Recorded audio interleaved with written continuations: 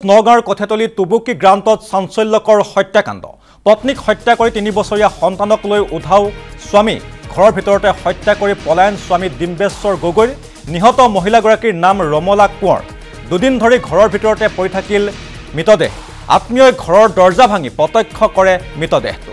আমি পুনৰ জনাইছোঁ, পত্নীক হত্যা কৰি সন্তানক লৈ উধাও হৈছে স্বামী আৰু নগাঁৱৰ কথেতলী টুবুকি গ্ৰাউণ্ডত সংঘটিত হৈছে এই চাঞ্চল্যকৰ হত্যাকাণ্ড। পত্নীক হত্যা কৰি 3 বছৰীয়া সন্তানক লৈ উধাও হৈছে স্বামী আৰু ঘৰৰ ভিতৰতে হত্যা কৰি পলায়ন কৰিছে স্বামী ডিম্বেশ্বৰ গগৈয়ে। নিহত মহিলাগৰাকীৰ নাম ৰমলা কোঁৱৰ। দুদিন ধৰি ঘৰৰ ভিতৰতে পৰি থাকিল মৃতদেহ আৰু আত্মীয়ই ঘৰৰ দৰ্জা ভাঙি প্ৰত্যক্ষ কৰে মৃতদেহটো। এক শোকাবহ ঘটনা সংঘটিত হৈছে নগাঁৱৰ কথেতলীৰ টুবুকি গ্ৰাউণ্ডত। এক হত্যাকাণ্ডৰ ঘটনা সংঘটিত হৈছে আৰু পত্নীক হত্যা কৰি সন্তানক লৈ উধাও হৈছে স্বামী। আমি দুখনকৈ স্ত্ৰীৰ চিত্ৰ দেখুৱাই আছোঁ। স্বামী স্ত্ৰীৰ দুখন আমি ফটো দেখাই আছোঁ আৰু পত্নী ৰমলা কোঁৱৰক হত্যা ডিম্বেশ্বৰ গগৈৰ।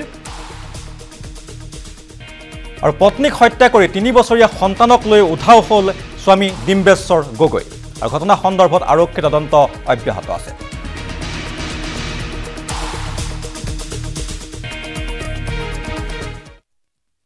ভাল লগা নাই, মই কামত অলপ সোনকালে আহিলোঁ। আজি 6:30 মানতে আহি গ'লোঁ।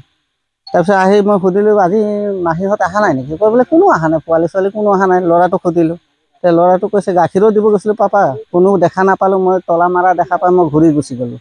মই ভাবিছোঁ মতাটোক ফোন কৰোঁ, তাৰ গিৰিয়েকক ফোন মাৰিলোঁ। কৈ বোলে মইতো আপোনাৰ সোনকালে আহি গ'লোঁ আৰু ছোৱালীজনী ক'ত আছে? কৈ বোলে নাই, আমাৰ পিছফালে বোলে ধান ৰোৱা খেতিত গৈছে।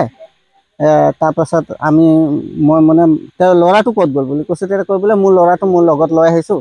কি কাৰণে গৈছা বুলি কৈছোঁ। তেতিয়া কৈ বোলে গাহৰি পোৱালি আনিব গৈছে। তাৰপিছত মই শাহুৰি ঘৰত ফোন মাৰিলোঁ। তেতিয়া কৈ বোলে আমাৰ তাতো অহা নাই নহয়।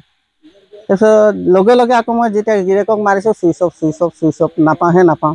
দৰ্জাটো ভাগি চাওঁতে দেখা পালোঁ, বা মানে ভয় লাগি গ'ল মোৰ মানে পটকৈ ভাবিলোঁ বাকচ চাকচত থৈছে কি কথা।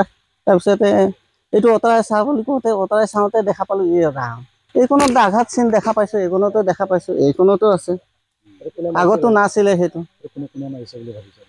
কোনে মানে তাৰ গিৰিয়েকে মাৰিছে আৰু কোনে মাৰিব? ইয়াততো বেলেগ মানুহ নায়েই মাৰিবলৈ।